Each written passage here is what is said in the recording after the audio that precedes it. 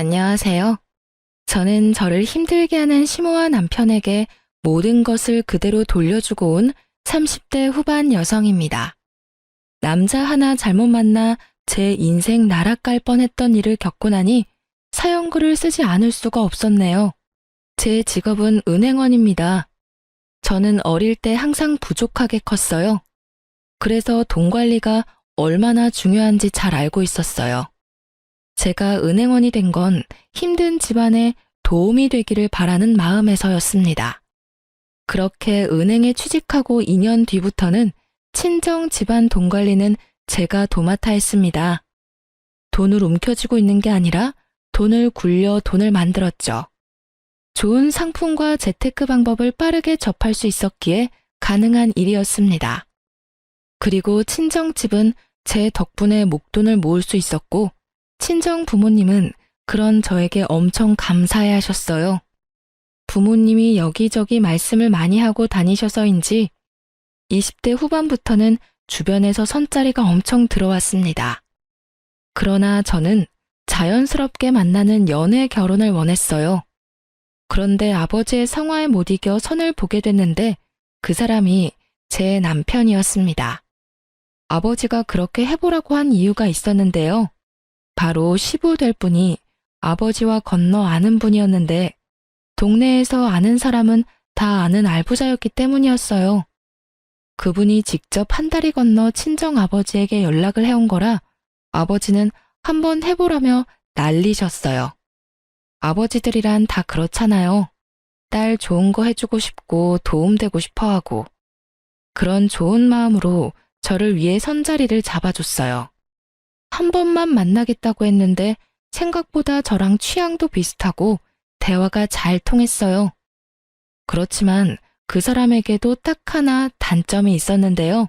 바로 돈 쓰는 걸 너무 좋아한다는 거예요. 그래도 그걸 크게 신경 쓰지 않았던 건 그 정도는 제가 잡아둘 수 있을 것 같았거든요. 그리고 시부도 그런 문제 때문에 저를 마음에 들어한 모양이고요. 그렇게 남편과 1년 넘게 만나다가 시부가 더 만날 거면 결혼을 하라고 하셨어요. 남편의 과소비가 걱정이었지만 그 부분에 대해 남편과 결혼 전 충분하게 이야기를 나누었어요. 남편의 경제권과 제 경제권을 합해서 제가 관리를 하겠다고 말하고 남편에게는 용돈을 받아서 쓰라고 단도직입적으로 이야기했습니다. 저희의 미래를 위해 그리고 시부의 의견이라고 말이죠. 그랬더니 남편도 처음에는 조금 꺼려하는 것 같더니 알겠다고 하더군요. 그렇게 저희는 결혼에 꼴이 나게 되었습니다. 그런데 저희 시모는 저를 탐탁치 않게 생각했습니다. 시부가 저에게 잘해준다는 것도 그 이유 중에 하나였지만 남편의 경제권을 제가 가지고 있다는 사실이 견딜 수 없으신 것 같았어요. 제가 시모 곳간을 탐내는 그런 며느리로 보였던 것 같더라고요. 저는 그런 시모의 불안을 해소시켜드리기 위해 2주에 한 번씩 꼬박꼬박 시댁에 남편을 데리고 갔고 남편 이름으로 시댁의 용돈도 두둑히 드렸습니다. 뭘 하더라도 제 이름으로 하게 되면 남편 돈으로 생색내는 며느리라며 타박을 주곤 했거든요. 솔직히 해주고 욕 얻어먹는 건 싫었기에 남편 돈으로 남편 이름으로 해드렸더니 이번에는 다 아들 돈으로 해결하고 너는 돈도 안 쓰냐며 타박을 하더군요. 시모는 그런 사람이었습니다. 그러나 시모와는 달리 시부는 결혼 후에도 저의 든든한 지지자가 되어주셨어요. 특히 재산과 관련된 이야기들은 거의 저와 상담하셨어요.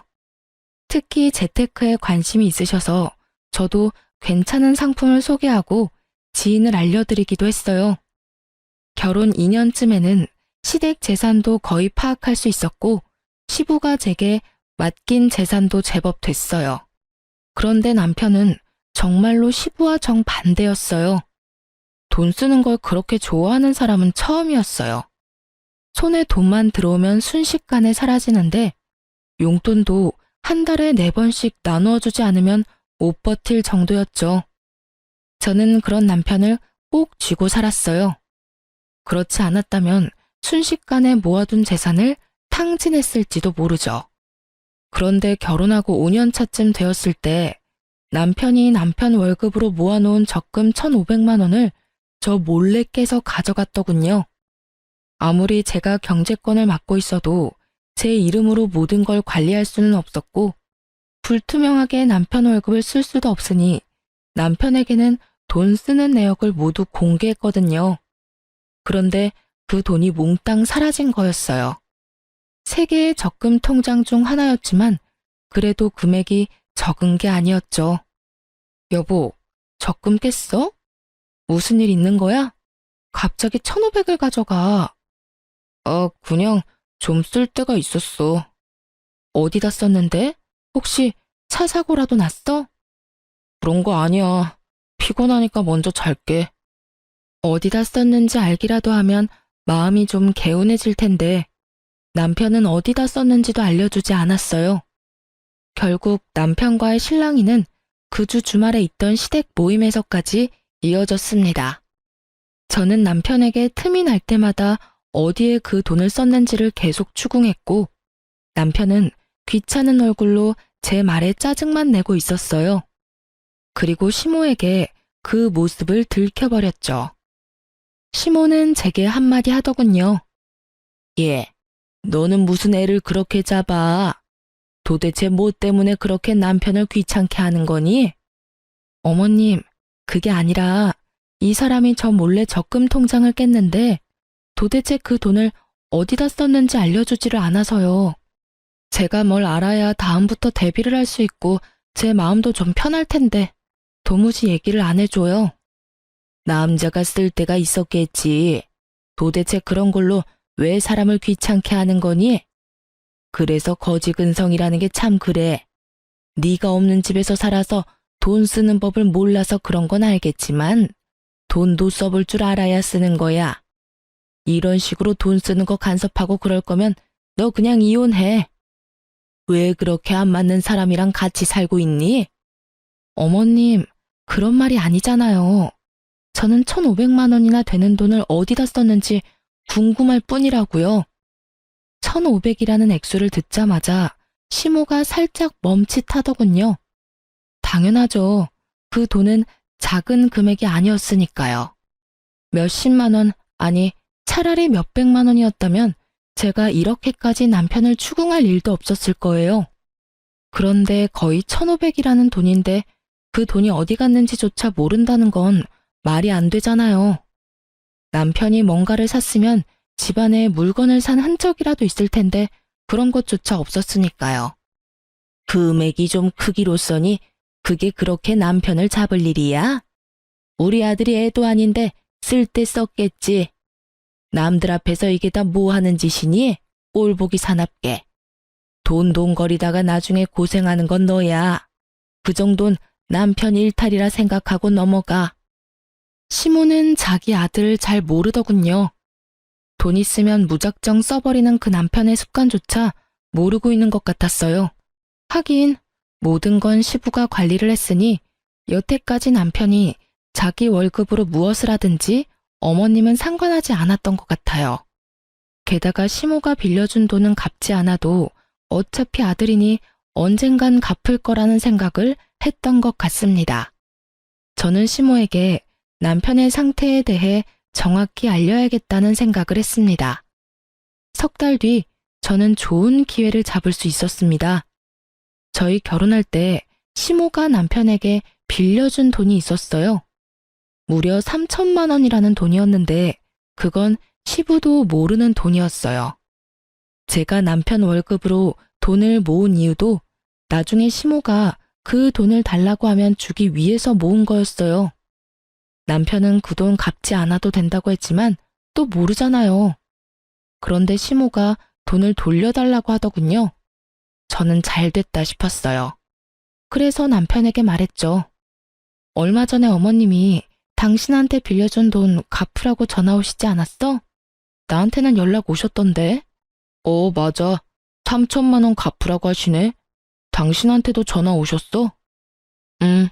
내가 당신 월급 관리하는 거 아시니까. 어떻게? 저번에 깬 적금 1,500은 아직 있어? 그것 빼고 1,500만 줄까? 그거 다 쓴 지가 언젠데. 그걸 어디다 썼는지는 나한테 알려주지는 않았잖아. 하긴 내 돈도 아니고 당신 돈인데 어디다 썼든 알 게 뭐야.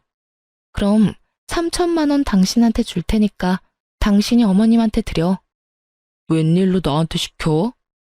어머님이랑 그 1,500 때문에 당신이랑 헤어지라는 말까지 들었는데 내가 그걸 또 내 손으로 들여봐. 이번에는 또 무슨 소리를 들을지 모르잖아. 그랬지? 알았어. 그럼 내가 드릴게. 돈은? 통장 적금 이번 주 수요일 만기고 어차피 당신 명의 통장이니까 바로 돈 나올 테니 나오면 바로 전해드려. 딱 3천 들었어. 저는 그렇게 말하고 3천만 원이 든 통장을 남편에게 줬어요.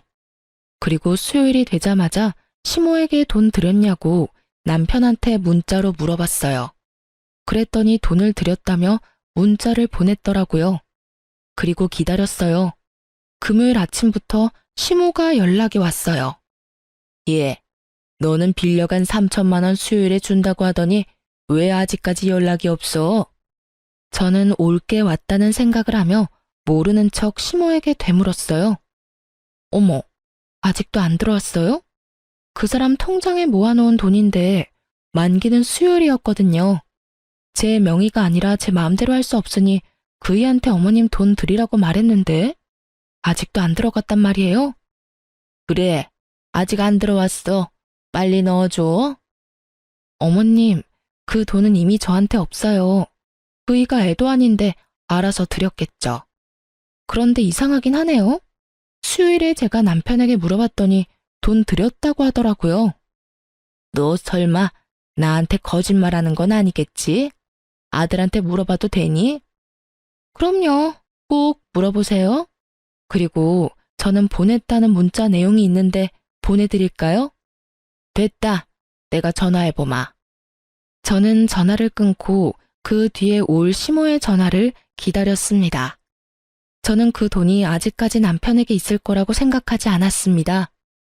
돈만 있으면 다 써대는 사람이니 어딘가 썼겠죠. 저번에 1,500만 원이 그대로 사라진 것처럼 말이죠. 그런데 시모와 전화를 끊자마자 남편이 집에 들어오는 것입니다. 저는 좋은 구경하겠구나 싶어 시치미를 뚝 떼고 있었죠. 그랬더니 남편 전화로 연락이 오더군요. 엄마. 무슨 일이야? 그거? 좀만 기다려주면 안 돼? 아직 돈이 안 나와서. 뭐? 그렇게 말하면서 남편이 제 눈치를 보더군요. 저는 왜 그러냐는 눈빛으로 남편을 바라보았습니다. 남편이 한숨을 푹 내쉬더니 말하더군요. 혹시 오늘 엄마 전화 받았어? 전화 받았어. 나한테 돈 내놓으라고 하시길래 당신한테 말씀하라고 얘기했어. 왜 돈이 안 들어왔대? 당신 돈 드렸다고 했잖아. 그게 혹시 적금 해놓은 거 더 있어? 그런 게 어딨어? 당신이 1,500 그때 가져다 쓰고 이번에 남은 게 마지막이야. 이제 더 이상 모아놓은 돈도 없어. 왜 그러는 건데? 어머님이 대체 왜 전화하셨는데? 아무것도 아니야. 그런데 아무것도 아니라는 남편의 말과는 달리 시모는 제게 전화를 했어요. 그래서 저는 남편 앞에서 스피커폰으로 전화를 받았죠. 네, 어머님. 무슨 일로 전화하셨어요? 그이한테 전화는 해보셨어요? 너 도대체 중간에서 무슨 짓을 한 거야? 왜 애가 돈이 없다 그래? 만기가 다 됐다면서. 그런데 왜 아들이 돈이 안 나온다고 하는 거냐고. 이상하네요. 지금 그이랑 같이 있는데. 그이한테 다시 한번 물어보시겠어요? 제 말에 남편이 난처한 표정을 짓더군요. 거짓말을 하려고 했는데 딱 들킨 거죠. 당신 어머님한테 돈 안 드렸어? 무슨 일이야? 만기 수요일이라고 내가 말했잖아. 그게... 엄마, 내가 나중에 준다고 얘기했잖아요. 왜 전화까지 해서 이 난리야? 설마 너 그 돈 다 쓴 거니? 3천만 원이나 되는 큰 돈을? 그러면 남아있는 거라도 내놔. 남편이 잠시 망설이더니 좀만 기다려줘 라고 말하더군요. 야, 너 진짜로 다 쓴 거야? 너 도대체 뭐 하고 다니는 건데? 너 그게 어떤 돈인 줄 알고 쓴 거야? 그냥 준 거라고 생각하면 되잖아. 결혼할 때 부모님이 도와주는 집도 많은데 그런 거라고 생각해. 왜 그걸 악착같이 다 받으려고 해? 너 그걸 지금 말이라고 하니?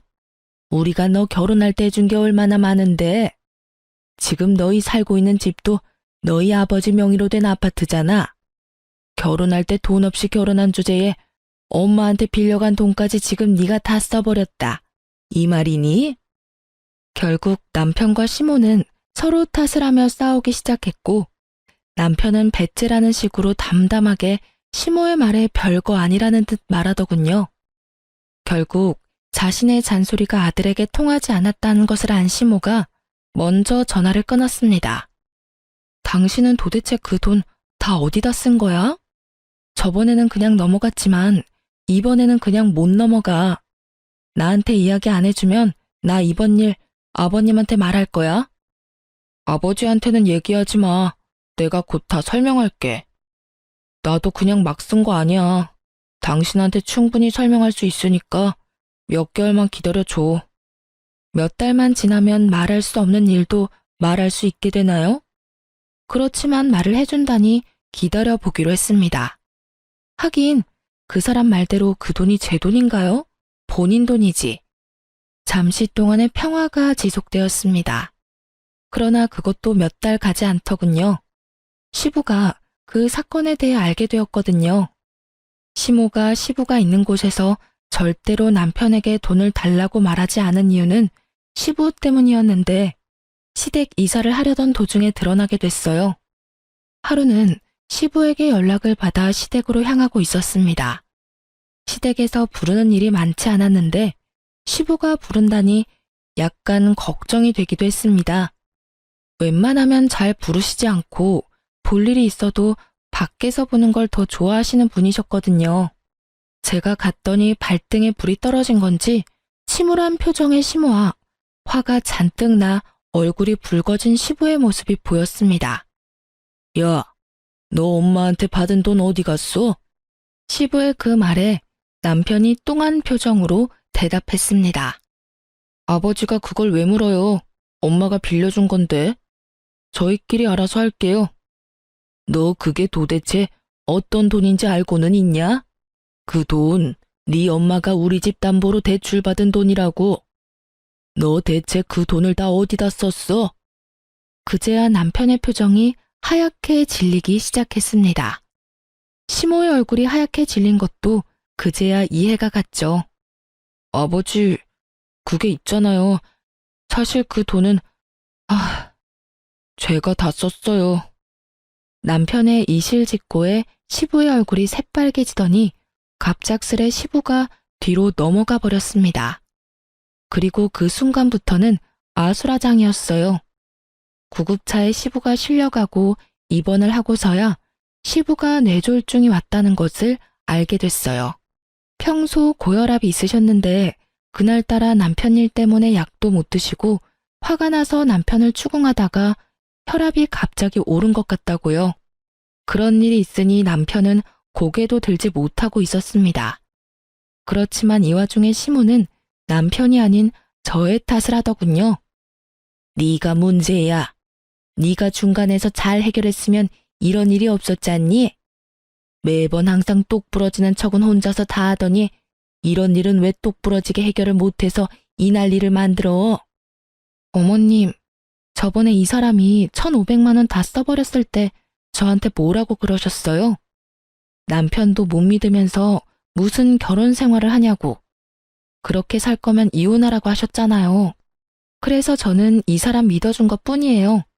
그리고 어머님께서도 아셔야 된다고 생각했고요. 그 돈을 제가 쓴 것도 아닌데 왜 제 탓을 하는지 모르겠네요. 남편 명의였고 남편 이름으로 된 통장에 있었어요. 그러면 당연히 남편한테 물어야 하는 게 맞는 거 아닌가요? 왜 아무 상관없는 저한테 계속 책임을 지라고 말씀하시는 거예요? 그렇게 말하면 안 되지. 여태까지 우리 집 재산 관리는 네가 다 했지 않니? 그런데 왜 갑자기 이번 일만 네가 쏙 빠진 거야? 나는 너 용서 못해. 그러니까 네가 책임지고 네 시아버지 돌봐라. 집 팔고 들어와서 시아버지 수발 들어. 다 늙은 내가 해야겠니? 몇십 년이라도 팔팔한 네가 해야지. 합가요? 아버님이 아프시면 전문 병원에 맡기는 게 맞는 거고, 합가를 하지 않아도 아버님을 충분히 돌볼 수 있어요. 왜 굳이 합가를 하시라고 하는 건지 모르겠네요. 그리고 누누이 말하지만 돈을 쓴 건 제가 아니에요. 어머님이 저한테 뭘 원하는지는 모르겠는데 그런 걸 원하시기 전에 아들하고 이야기를 더 해보세요. 그 1,500, 3,000 어디다 썼는지요. 남편이 그 돈 몰래 안 썼으면 아버님 쓰러질 일이 있었겠어요? 그리고 당신이 이야기해봐. 왜 당신이 저지른 일 때문에 내가 이렇게 스트레스를 받아야 해? 나는 이런 식으로 합가하는 건 원하지 않아.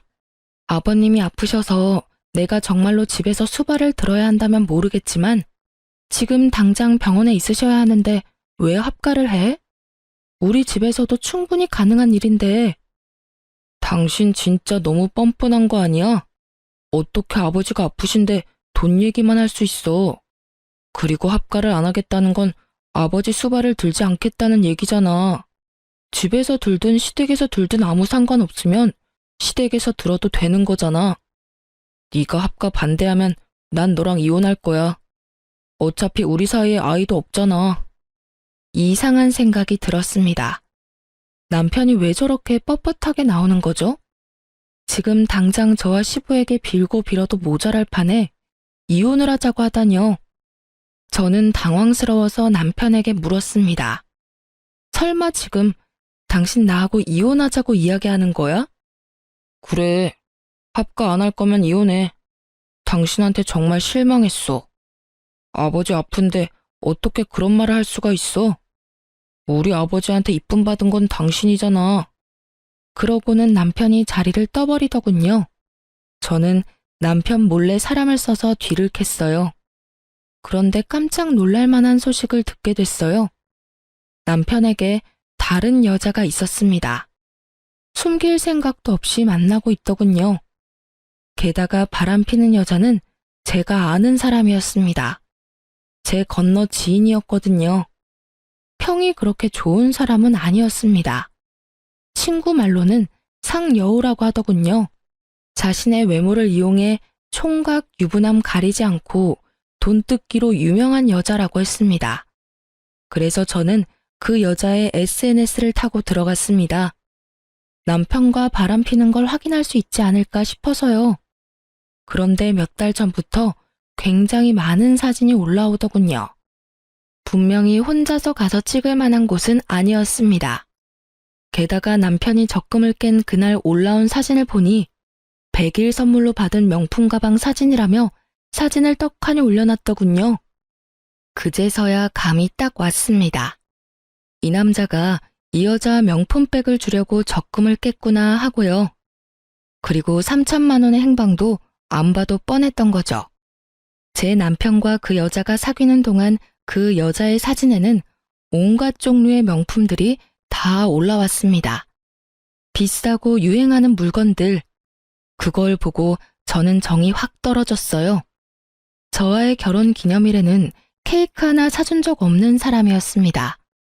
용돈을 받는 처지에 케이크 살 돈이 어디 있냐고요. 저도 남편에게 용돈을 주는 생활을 하면서 그런 걸 바라지도 않았습니다. 아니, 바랬지만 뒤로 갈수록 바라지 않게 되었다는 것이 맞는 말이겠죠. 그런데 그 여자에게는 적금까지 깨서 명품을 선물한 걸 보고 남편의 의도를 제대로 확인해버렸죠.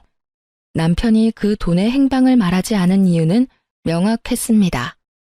몇 달 뒤에는 저와 이혼하고 그 여자와 함께할 미래를 미리 그리고 있었던 거예요. 거기까지 생각이 미치니 남편과의 결혼을 유지해야 할 어떤 이유도 없었습니다. 저는 남편과의 이혼을 마음속으로 이미 결정했습니다. 합가를 하지 않으면 이혼을 하겠다는 그 말은 그냥 해본 말인 거죠. 그렇다면 원하는 대로 해줘야죠. 자신이 지금 어떤 여자에게 정성을 다하고 있는지를 모르는 상황에서 다시 한 번 더 남편 놈에게 본때를 보여줘야 할 것 같았습니다. 저는 남편을 불렀습니다. 합가 안 하면 이혼하겠다는 당신 생각 변함없어? 변함없어. 난 당신이 합가 안 하면 당신이랑 헤어질 생각이야. 아버지 병간호 안 하는 며느리는 필요 없다고 생각해. 분명히 말하겠는데 나는 병간호 하지 않겠다고 말한 적 없어. 아버님을 모시더라도 그건 우리 집에서도 할 수 있다는 말이었고, 그런데 당신이 지금 앞뒤 다 잘라먹고 무조건 합가 안 하면 이혼하겠다고 하고 있잖아. 그만하자. 이렇게 말 돌리는 거 나 다 알아. 제 말에 남편 놈이 흠칫하더군요. 당신이 왜 이혼하자고 하는지 다 안다고. 당신 바람 피고 있잖아. 나 몰래. 그래놓고 정말 웃기다. 아버님 핑계 대면서 이혼하자고 하는 거야? 차라리 솔직하게 말하지 그랬어. 다른 여자랑 같이 있고 싶으니까 이혼하자고. 무슨 말이야? 내가 무슨 바람을 피워? 바람 안 핀 걸로 하고 싶니? 그러면 그렇게 해. 어머님한테는 말하지 않을게. 그렇지만 나는 내가 유책 배우자로 이혼할 생각은 전혀 없어. 변호사 사서 소송할 거고 당신이 나를 이용하도록 놔두지는 않을 거야. 어머님한테 말하는 건 당신한테 맡길게. 그리고 제 말을 듣던 남편은 웬 떡이냐 싶은 표정으로 웃고 있더군요. 하긴 쉽게 이혼해주는 것 같아서 기분이 좋았겠죠. 하지만 저는 쉽게 이혼해줄 생각은 전혀 없었습니다. 그리고 이혼 소식을 시모가 들었는지 저에게 전화가 왔더군요. 너 이러는 거 아니다. 네 시아버지 아파서 누워 계시는데 어떻게 지금 이 상황에 이혼을 이야기하니? 너 설마 아버지 수발 들기 싫어서 이혼하자고 하는 거니? 그런 거 아니고 이혼은 그 사람이 먼저 이야기를 했고 저는 합가를 들지 않아도 아버님 수발을 들겠다고 분명히 말했어요. 그거를 받아들이지 않은 건 남편이고요. 그러니까 하고 싶은 말이 있으시면 아드님한테 하세요. 이 모든 게 남편 계획이니까요. 너 이렇게 헤어진다고 해서 너 혼자 잘 먹고 잘 살 수 있을 거라고 생각했어? 주변에서 너 시아버지 수발 들기 싫어서 이혼한 거라고 소문 다 나면 좋은데 시집이라도 갈 수 있을 것 같아? 네가 우리 아들만큼 괜찮은 남자를 어디 가서 만나니? 그러니까요. 늙어서 혼자 죽어도 상관없으니까 어머님 아드님 같은 분하고는 같이 살기 싫어요. 그리고 아들한테 무슨 소리를 들었는지 모르겠지만 제 남편이 먼저 바람나서 저한테 이혼하자고 한 거거든요. 좋으시겠어요. 여우 같은 며느리 맞이하게 되셔서. 저는 그렇게 이야기하고 전화를 뚝 끊었습니다. 그리고 남편 놈 이름으로 시모에게 하던 모든 걸 끊어버렸어요. 2주에 한 번씩 남편을 데리고 시댁에 가는 것도, 남편 이름으로 용돈을 주던 것도 끊어버렸죠. 그리고 남편에게 시모에게 연락하라는 잔소리도 더 이상 하지 않게 되었죠. 그렇게 되니 당황한 건 제가 아니라 시모였던 것 같아요. 남편은 정이 없고 본인 부모에게도 애정을 그리 갖지 않는 사람이었어요. 그 사람에게는 돈만 중요할 뿐이지 부모는 그 뒤 이야기였거든요. 그런 남편 멱살 잡아가며 시모에게 효를 다하도록 만든 건 저였죠. 그런데 한순간에 다 사라졌으니 시모 입장에서는 아들이 갑자기 변해버렸다는 생각밖에 들지 않았을 거예요. 그리고 저는 이혼 소송을 하면서 상대방 여성에게 상간녀 위자료 소송까지 했습니다. 아시잖아요. 상간녀 소송하면 남자 쪽에서 다 내주는 거. 결국은 남편도 그렇게 한 것 같더라고요. 그 여자에게 빠져서 시모에게 주던 돈도 그 여자한테 주고 시모에게 매주 가던 것도 그 여자에게 가고 제가 모아뒀던 돈으로 그 여자에게 차까지 선물했더군요. 그것을 알게 된 것은 그 여자의 SNS에서였습니다. 제가 이혼을 선언하고 난 뒤부터 그 여자 SNS에는 남편에게 받은 선물들로 가득 차더군요. 그리고 남편 놈의 얼굴도 같이 찍혀 나오기 시작했죠. 아주 당당하고 자신감 있는 상간녀의 행보였습니다. 제가 할 복수는 간단했습니다. 저는 이혼 판결 떨어지기 직전에 제가 담당하고 있던 시부의 재산 관리에 대해 남편에게 알려줬습니다. 특히 시부가 특별히 관리하던 부동산 같은 경우에도 남편에게 다 알려줬어요. 모든 것이 시부 명의로 되어 있는 재산들이 있기 때문에 저는 이혼 전 남편에게 모든 것을 돌려준다는 명목하에 시부 재산과 관련된 것도 남편에게 다 알려준 거였어요. 제가 남편에게 그 목록을 알려주었을 때 남편은 눈이 확 커지더군요. 이게 다 뭐야? 이거 아버님이 나한테 관리하라고 했던 재산 목록들이야. 아버님 명의로 되어 있으니까 내가 가지고 있어봤자 아무 소용없고 어차피 당신과 나 이혼할 건데 이런 거 가지고 있다가 이혼할 때 또 무슨 소리 들을지 모르니 깨끗하게 다 당신한테 돌려주는 거야.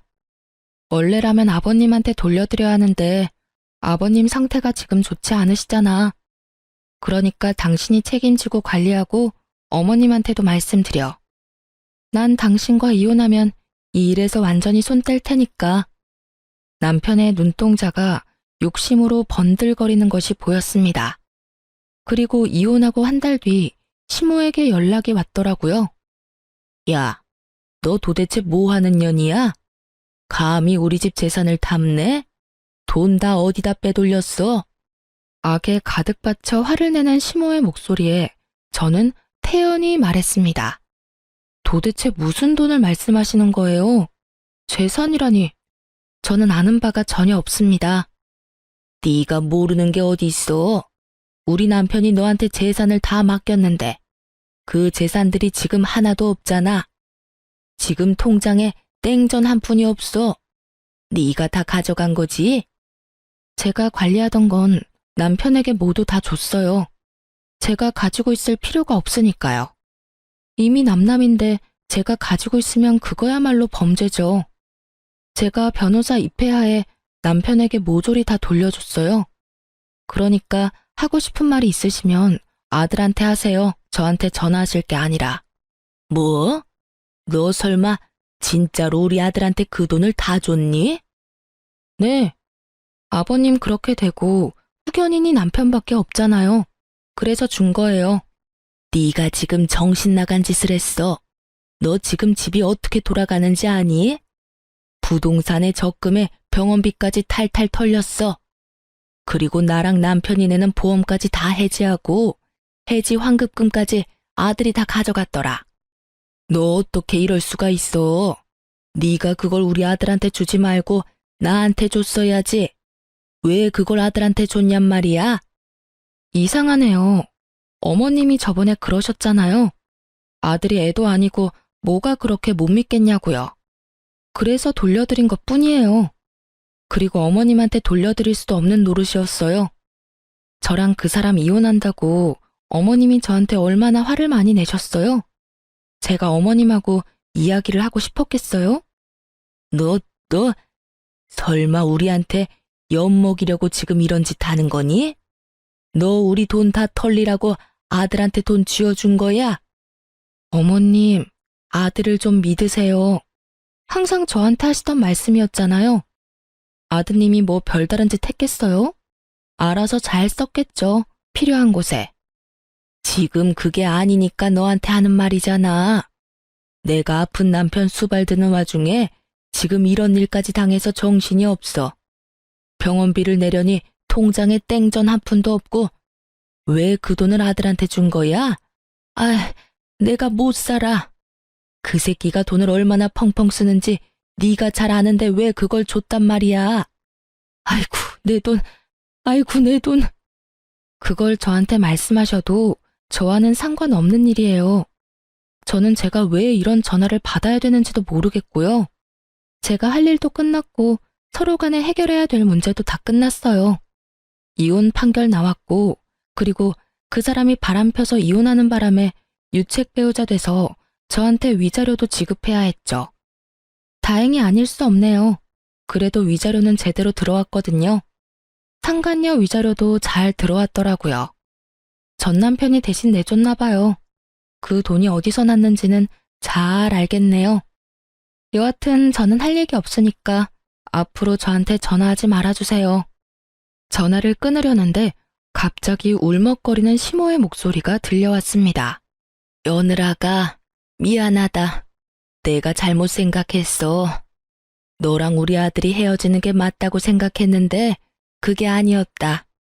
그 상간녀는 우리 집에 들어와서는 안 돼. 그동안 네가 얼마나 고생했는지 내가 이제 알겠다. 이제 알았어. 네가 잘해준 것도 모르고 내가 그렇게 굴어서 정말 미안했다. 그러니까 제발 돌아오지 않을래? 우리 아들이 정신이 나갔나 봐. 그 여자한테 정신이 팔려서 부모를 내팽겨쳐두고 보살피지도 않고 있어. 게다가 집안에 있는 돈은 씨가 다 마를 정도야. 제발 부탁이다. 돌아오면 안 되겠니? 저는 그 말에 대꾸도 하지 않고 끊어버렸어요. 들려오는 소문에 의하면 시모는 그날 쓰러진 뒤로 병원 신세를 지고 있고 남편과 상간녀는 결혼식을 위해 열심히 돌아다니고 있다고 하더군요. 시부가 쓰러지든지 말든지 시모가 쓰러지든지 말든지 아무 상관없이 열심히 비싸고 좋은 거 구경하면서 돌아다녔더군요. 사업을 하는 시부가 쓰러져서 돈 벌어다 줄 사람도 없는데 돈을 그렇게 써대는 걸 보니 조만간 돈이 다 떨어질 것 같더라고요. 게다가 시모 성격도 보통이 아니잖아요. 남편이 결혼하겠다고 데려온 예비 며느리를 가만히 둘 성격은 아니었습니다. 그렇지만 이 모든 것들은 제가 신경 쓸 일이 아니었습니다. 저는 이미 헤어진 사람이고 이혼을 했으니까요. 그들의 일은 그들에게 맡기는 게 현명한 일이겠죠. 이렇게 저는 남편과 헤어지고 새로운 인생을 살게 되었습니다. 그렇게 이혼하고 2년 뒤에 시모와 남편을 만나게 됐어요. 최근이었어요. 장소는 바로 변호사 사무소였습니다. 뜬금없는 장소에서 정말 우연히 마주친 저는 아무 말 없이 지나려고 했는데 시모가 제게 말을 걸어오더군요. 너도 이제 개인 회생하러 왔니? 아니면 파산? 내가 그렇게 너한테 울면서 매달렸는데도 너 정말 매정하게 우리 버리고 갔더라. 네가 아들이랑 이혼하는 바람에 집안이 풍비박산이 났어. 결혼했으면 끝까지 남편을 책임졌어야지. 뭐하러 남편 내버려뒀다가 집안을 엉망진창으로 만들어. 네가 우리 아들을 망쳐놨어. 이게 전부 다 네 탓이야. 그래, 우리 이렇게 만들어 놓고 너는 편하게 살 줄 알았니? 너도 봐, 개인 회생하러 왔잖아. 2년이 지났는데도 여전하시더라고요. 미안하다고 했던 건 거짓말이었나 봅니다. 제가 뭘 잘못했어요? 말해보세요. 제가 잘못해서 이혼했나요? 저 사람이 다른 여자 만나면서 돈 쓰느라 이혼하게 된 건데 모두 제 탓이라고요? 제가 그렇게 할 이유가 전혀 없잖아요. 저는 아버님 재산을 불리려고 노력했으면 했지 이런 소리 들을 만큼 나쁜 짓 한 건 없어요. 내가 모를 줄 알았니? 우리 아들이 너한테 그렇게 돈을 많이 썼다며? 네가 그렇게 사치스러웠다는데 우리 집안 돈 네가 가져간 거 맞잖니? 돈 관리한다는 명목으로 재산 가져간 것도 너지? 시모가 하는 어이없는 말에 저는 전 남편 놈을 쳐다봤습니다. 전 남편 놈은 다른 곳을 쳐다보며 제 눈을 바라보지 않더군요. 자기 잘못을 끝까지 반성하기는커녕 제게 뒤집어 씌우는 걸 보며 저는 화가 났습니다. 제가 남편에게 무언가를 많이 받아봤다면 그런 말을 들어도 할 말이 없었을 거예요. 그런데 저런 남편에게 결혼 기념일 선물도 받아본 적이 없거든요. 저는 시모에게 어이없다는 듯이 말했습니다. 저 남자가 무슨 말을 어떻게 했는지 모르겠지만 저는 남편에게 결혼 기념일 선물도 받은 적이 없어요. 제가 용돈을 주는 생활을 하다 보니 남편이 그러더군요. 용돈 받는 처지에 선물은 못 산다고요. 그래서 각자 선물을 준비하는 대신 생활비에서 돈을 조금 떼서 커플 신발이나 커플 옷을 사는 게 저희 결혼 기념일을 보내는 방법이었어요. 엄밀히 따지면 제 돈으로 신발 산 거랑 뭐가 다르죠? 저도 생활비를 내고 저 사람도 생활비를 내는데 거기다 더 웃긴 건 케이크나 음식은 제가 모두 다 준비했거든요. 그리고 전 남편 월급이 어떻게 쓰였는지는 제가 정확하게 다 기록해 두었고 영수증도 다 모아놨기 때문에 보시면 알 거예요. 그거를 안 보시고 지금 여기 와서 저한테 이런 말 하시는 건 말이 안 되죠. 그리고 어머님은 제가 그 돈을 다 썼다고 생각하는데 어머님 예비 며느리가 그 돈을 다 쓴 거예요. 아니지. 지금은 예비 며느리가 아니라 며느리겠네요. 재혼했잖아요. 전 남편은 고개를 푹 숙이며 제 눈을 마주하지 못했고 시모의 얼굴은 사색이 되어 하얗게 질렸습니다. 그걸 보니 상간녀와 남편이 잘 되지 않았다는 걸 짐작할 수 있었습니다. 하긴 그렇게 돈을 좋아하는 여잔데 개인 회생이나 하는 남자와 만나고 있을 리 만무하죠. 저는 마지막으로 시모에게 팩트를 날렸습니다. 제가 전 남편과 처음으로 다투게 된 그 1,500만 원 사건, 그 1,500도 상간녀 가방 사는데 들어갔더라고요. 그 여자 SNS 확인해보니 그 적금 깬 날 1,000만 원 넘는 가방 자랑하려고 사진을 휘황찬란하게 올려놨더라고요. 전 남편이 어머님한테 돌려줘야 했던 3,000만 원도 그 여자한테 썼던 것 같던데 확인 안 해보셨나 보네요? 시모가 제 변명 아닌 변명을 듣고는 다 이해한다는 어조로 제게 비웃으며 말하더군요. 그래, 뭐든. 너도 지금 개인 회생하러 변호사 사무실 찾아왔는데 그런 너 붙잡고 이런 말 하는 것도 웃긴 일이지. 안 그러냐? 시모는 마지막까지 저의 자존심을 박박 긁으려는 듯 소리를 지르더군요. 그리고 그때 변호사 사무실에서 변호사가 나왔어요. 그리고 변호사가 저를 향해 여보라고 부르는 순간 그 공간이 싸늘하게 식었습니다. 여보, 서류 놔두고 간 거 있다고 해서 갖다 주러 왔어. 이거 맞지? 맞아. 고마워. 여기까지 오느라 고생했어. 조금 있다가 점심시간이니까 기다릴래? 같이 밥 먹으러 나가자. 제게 잠시만 기다려달라고 하던 남편이 대기하던 한 사람을 데리고 변호사 사무실로 먼저 들어갔어요. 저는 시모를 보며 웃었습니다. 저는 개인 회생하러 온 게 아니고 재혼한 남편 서류를 주러 왔어요.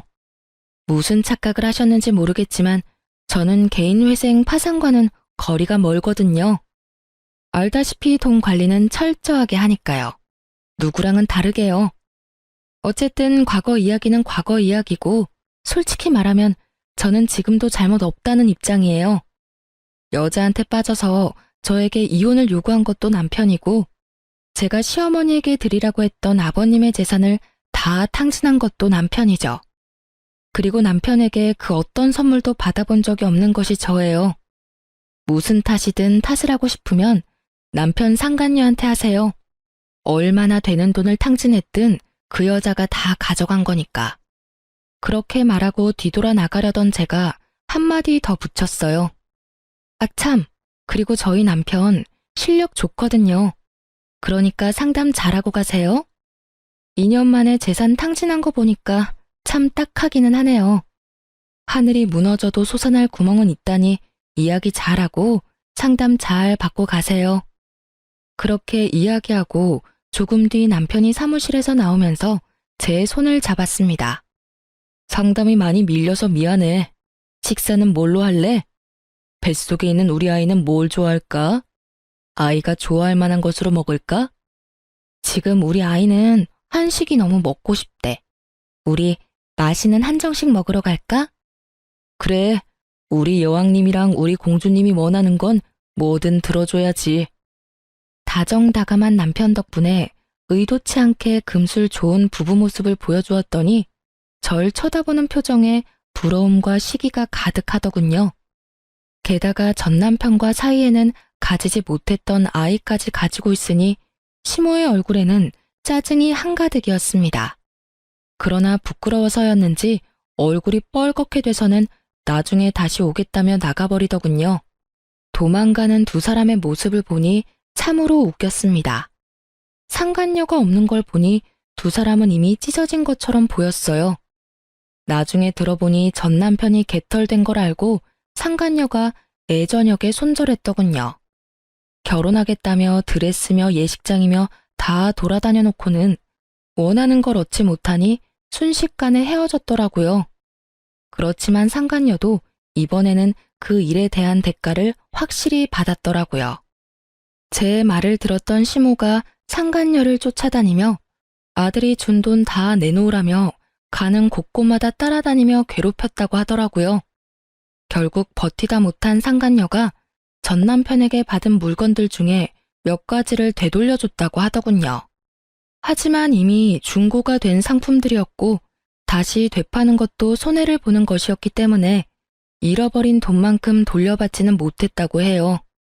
전 남편과 시모는 남편 사무소 앞에서 한바탕 싸운 모양이었습니다. 남편 회사 직원이 나중에 이야기를 해주더군요. 시모가 전 남편에게 너 때문에 우리 집안 돈의 씨가 말랐다며 너 어떻게 책임질 거냐고 아주 난리가 났다고 하더랍니다. 어디 가서 그런 여우 같은 여자한테 걸려가지고 잘 살고 있는 마누라를 내쫓아서 집을 상태로 만들었냐며 전 남편을 너덜너덜하게 만들었다고 하더군요. 그렇지만 전 남편도 참지만은 않았다고 해요. 이혼한다고 했을 때 좋아했던 건 엄마가 아니냐며 둘이서 또 그 앞에서 치고받고 싸우느라 한동안 통행에 방해가 됐을 정도라고 합니다. 그 이야기를 들으면서 둘 다 참 똑같은 사람이다 라는 생각을 했네요. 자기들이 뿌린 대로 거뒀을 뿐인데 둘 다 잘못했음에도 불구하고 서로 남탓만 하고 있으니까요. 저는 그런 사람들과 일찌감치 잘 헤어지고 새로운 남자와 잘 살고 있습니다. 재혼이라 좀 걱정스러웠지만 상대방도 재혼이라 조금은 덜 부담스러운 상황이었죠. 이제는 아이도 생기고 더 안정적이고 행복한 생활을 하고 있습니다. 솔직히 전 남편을 생각하면 아직도 짜증나고 부끄럽고 지워버리고 싶은 기억이라고 생각하고 있지만 그 일이 없었다면 제가 이렇게 빠져나올 일도 없었겠죠. 지금 저희 시댁 부모님들은 제게 항상 고마워하세요. 남편과 함께 시댁 친정 재산을 불려주려고 열심히 노력하고 있는 저에게 매번 고맙다며 감사 인사를 하시거든요. 그렇게 하지 않아도 된다고 했는데도 고마움을 표현해 주시는 부모님들을 보면 저도 더 열심히 도움이 되고 싶은 마음을 가지곤 합니다. 이런 게 바로 가는 정이 있으면 오는 정도 있다는 말이겠네요. 긴 글 읽어주셔서 감사합니다. 모두들 행복한 하루 되세요.